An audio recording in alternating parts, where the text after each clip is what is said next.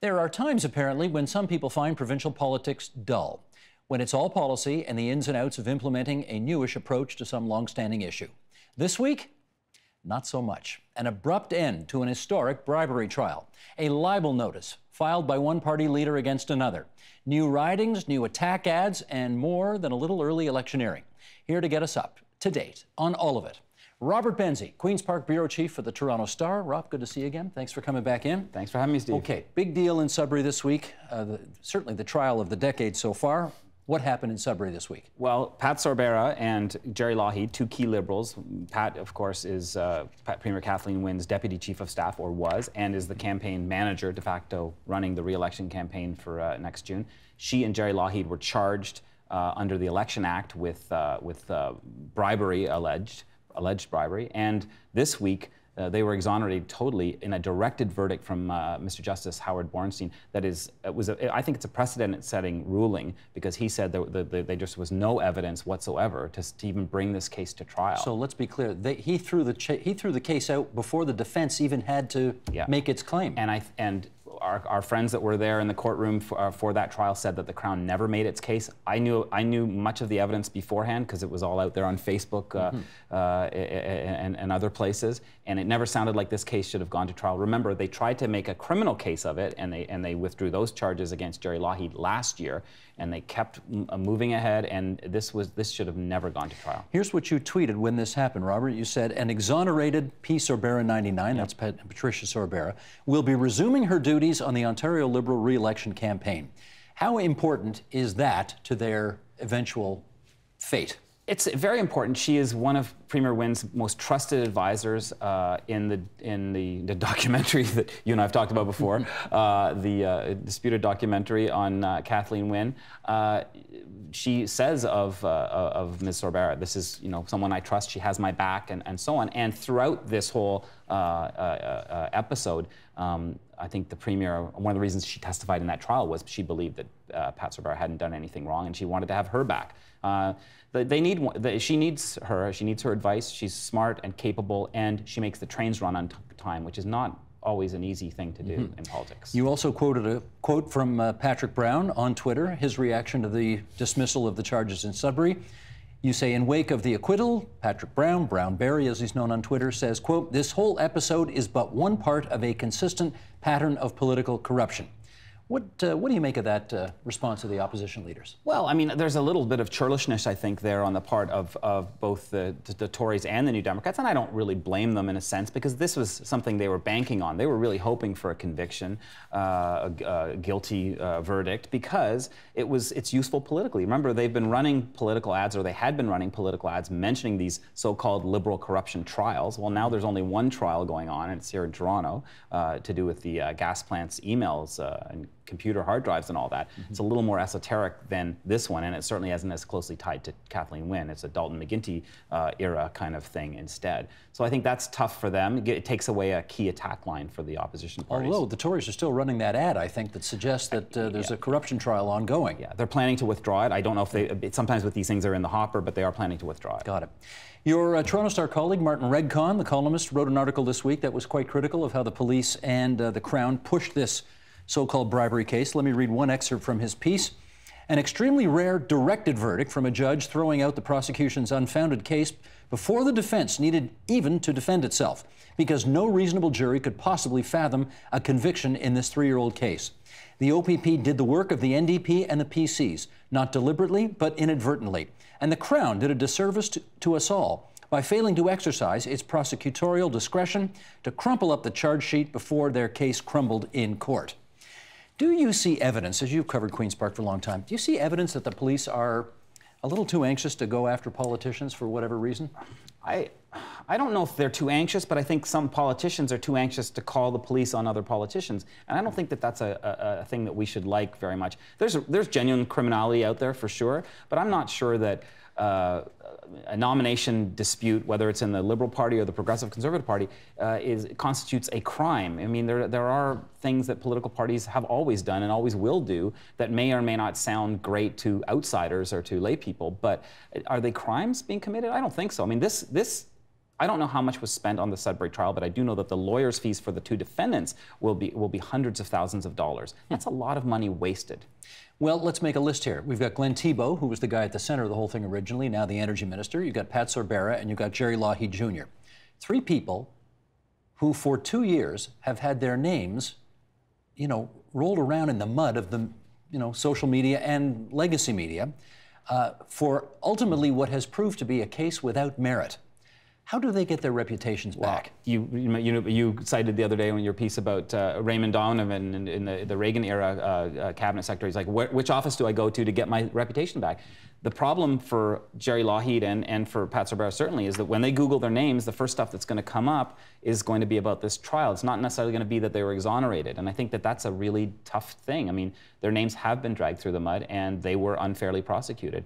And Glenn Thibeault was never charged with anything, but he's had to live with it. I mean, I've talked to him about the toll that it's taken on him and his young family. It's not fun. Let us move on. There are 2 new seats in Northern Ontario coming on, and you tweeted this week, legislation creating new Northern ridings has passed unanimously. So we're going to bring a graphic up now that shows what the new boundaries are in Northern Ontario. There are going to be 4 ridings where there were just 2. And if we look at this map here, okay, bottom left-hand corner, Kenora Rainy River. Bottom right-hand corner, Timmins now, a very small bit. And then there's 2 new northern ridings. Why don't you tell us about those, Robert? Well, the significant thing about this, Steve, is that this is something that the government has been pushing for a long time. It dates back to actually when Premier McGuinty was in power and Greg Sorbara was pushing this as finance minister, and they never got it done.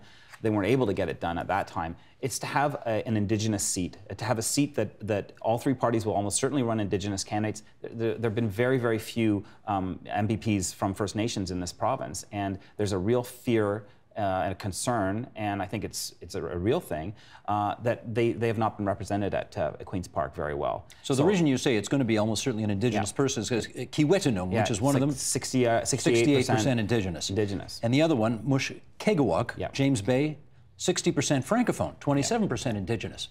So likelihood of someone from one of those 2 communities being elected there. Does this necessarily give, because there's 2 additional seats in the north, does this give more legislative heft in the legislature to the north? I think that it gives, I mean, the North is still underrepresented in the legislature, but you could argue by population they're overrepresented.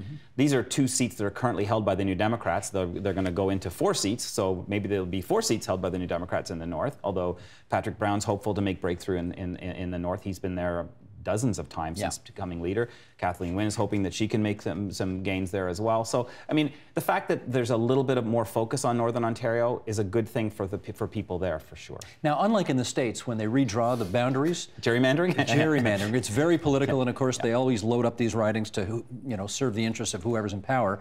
At the federal level, in this country, a neutral, judge-led election commission does it, so that you don't have that kind of crap happening. Did that happen in this provincial case too? It is an all-party group that looks at the final recommendations, but the recommendations were made by a panel that was nonpartisan, independent, and they used the federal boundaries as a template. So if there'll be 124 ridings in Ontario provincially, I think it's 121 federally, or 122 federally. We have 2 more because of the additional in the north, 2 or 3 more.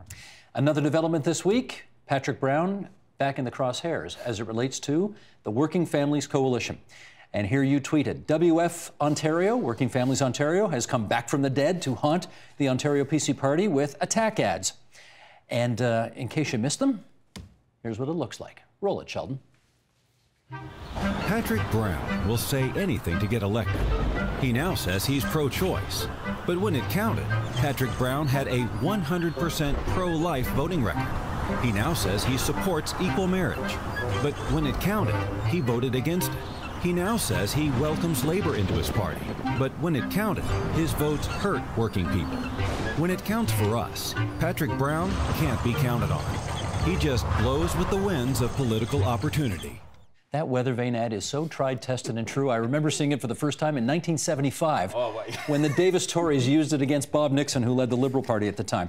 Let's just deconstruct this a bit here. You say Working Families is back from the dead. Well, remember, they've changed the campaign finance rules, so it looked like these third-party advocacy groups would not be as powerful as they have been in the past. Working Families has done a terrific job from the union's point of view, devastating job from the Tories' point of view, of attacking the progressive Conservatives dating back to the 2003 election.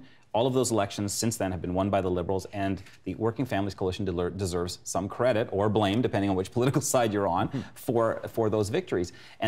But when the law changed, though, we thought that working families would not be coming back. And remember, the Liberals have had some issues with some of the unions that had bankrolled working families in the past. So it wasn't even certain that the unions themselves would want to participate. But they are back, and that's a very strong ad. It's hard hitting, and it's going to cause some consternation in Tory circles. Working families literally spent millions upon millions of dollars to try to defeat Tim Hudak, and as you point out, successfully so. Is there any indication whether they're going to put that kind of money into this ad? I don't think they're going to have the resources that they had in the past, but times have changed a little bit. They've spent, they spent millions against Ernie Eves, they spent millions against John Tory, they spent millions against Tim Hudak twice. They'll spend certainly hundreds of thousands against Patrick Brown. We had Greg Lyle in that chair a few weeks ago from the Innovative Research Group, pollster, who said that 50% of Ontarians have no clue who Patrick Brown is, and of those that don't know, an insignificant percentage have a view of him. I wonder, in your view, how dangerous it is if Patrick Brown is not, quote unquote, defined by the public yet, to have his opponents defining him before he gets a chance to do it himself. Yeah, Greg is a very smart pollster, and that is a very significant number, because it reflects what we've seen in other companies' surveys as well, that he is an unknown commodity, and so ads like that can define you. Remember, before the 1995 Ontario election, the Tories ran a very similar ad against Lynn McLeod, a weather vane. Most people really weren't paying attention to who Lynn McLeod was, and they talked about her voting record and her stance on same-sex benefits and issues like that, and how she'd flip-flopped, and that was devastating to the Liberals in '95. And that kind of an ad could be devastating to the Tories, and people don't know Mr. Brown yet. So if he gets defined by his enemies, that's not good for him. Have you heard any reaction to what the Tories think of that ad? They don't like it, and they are complaining about that one. They're complaining about another one from Working Ontario Families, or Working Ontario Women, which is WOW, which is funded by the Service Employees International Union. And they feel under siege from these groups. But Working Families gets inside their heads like no one else. They've gone to court to prove that it was a Liberal front group and had those allegations thrown out, and it's this one that gets inside them. Now, having said that, MPP Todd Smith from Prince Edward Hastings says most of these organizations that have advertised against us in the past realize that we do have common ground, that we can work with them today. Is that jibe with what your understanding of things is? Yeah, I think what Todd was saying, that was in a conversation with me, he said the party has moved to the center under Patrick Brown. They're not going to be campaigning in 2018 promising to eliminate 100,000 jobs, most of which were unionized. Or decertify unions and that kind of thing. Or decertify unions, or make it harder to unionize. They're not going to do that. The problem, though, for Brown is that ad is devastating because everything in it is factual. That was his voting record on the Hill. We should point out as well that the Tories actually got into the negative ad game a few weeks ago. They have had their own ad out against Kathleen Wynne, calling her corrupt and lying and this and that and the other thing. Turnabout fair play? Well, and that's the ad you were talking about, that they're going to be withdrawing, or at least redrawing, because it talks about Sudbury. Yeah, I mean, all's fair in love and war. I mean, we're in the permanent campaign season now with the June 7th, 2018 election. You and I both remember the former leader of the opposition being sued for libel by the Premier of Ontario, and eventually the lawyers figured out a way to make it all go away. But everything old is new again, and the Premier has indicated that she intends to sue Patrick Brown now, the new opposition leader, for libel. What's that about? Mr. Brown, the day before Ms. Wynne was testifying as a Crown witness in the Sudbury trial, told a group of us at Queen's Park, a group of reporters, that Wynne, quote-unquote, stands trial, and that and that Ontario has a, quote-unquote, sitting Premier sitting in trial. Of course, Wynne herself was not on trial, is not on trial, and he never corrected that, and so she has served him with a libel notice. He is saying, bring it on, and if you want to go to court, let's get it done sooner rather than later. I think that it was one of these situations where they thought the Liberals would blink because the Tories feel that they have more money to spend than the Liberals. I'm not sure that they have as much of an advantage financially as they think they do. And this is going to end up in court. I think I'm certain of it. Mr. Brown obviously had to make the calculation about whether or not to offer an immediate apology and make it go away. He obviously decided not to. Do we know why? His folks feel that, well, first, initially they said that he misspoke, or they felt it could be seen as he misspoke. I was in that scrum. I took it that he misspoke, but then he kind of doubled down on it and kept talking about it, and Wynn's lawyers then served him with a notice of libel. I think that there's a sense that they don't want him to be seen to be weak, and if he says sorry, he looks weak. But Andrea Horwath, the NDP leader, said, you know what, sometimes just saying sorry makes things go away, and she said, apologize and be done with it. Is it possible that what he was trying to imply was that she is sort of on trial in the court of public opinion, and that's his defense? I guess that's what he could be saying, but he didn't say that. And if we had written, I didn't use the quote initially in the story because I knew it to be wrong, because if we had used that quote, I would have had to print a correction or clarification on page 2 of the Star, and I don't like to do that, and they don't like to do that unless we're wrong. And so he should have clarified at the very least. We got about a minute and change to go here, and you know, at the risk of getting into one of these who's up, who's down type of things, clearly all of the parties at Queen's Park watch very carefully all of the things that we have been talking about so far tonight. And they will be going through their checklist as to who's been helped and who's been hurt by what's happened this week so far. Who do you think is coming out okay on that checklist? I don't know. I mean, the Liberals feel they've had a good week because of the exoneration of Pat Sorbara and Jerry Lougheed. But the Tories say, well, we're still talking about these corruption, this quote-unquote corruption trial and this, that, and the other thing, and they think that the libel action keeps that issue alive. And the Democrats are trying to stay above the fray, but it's hard to say. I think that they're keeping their powder dry for the election when people are really paying attention. But we're already in the campaign season. Everything that the Premier is doing should be viewed through a political prism. Everything that Patrick Brown and Andrea Horwath are doing should be viewed through that same prism. I don't know who's up or down, but my gut, Sean Conway used to always tell me, he goes, I remember before one election, he said, it smells like a minority. And I have that same tingling sense that we may be headed toward a minority government after June 7th, 2018. I don't know who's going to be at the top of that, and I don't know who's going to be propping that government up, but it certainly feels like that right now. If your senses tingle at the notion of minority versus majority government, you're an even weirder guy than I am. There you go. That's Rob Benzie from the Toronto Star. Good of you to join us at TVO tonight, Rob. Thanks very much. Help TVO create a better world through the power of learning. Visit TVO.org and make a tax-deductible donation today.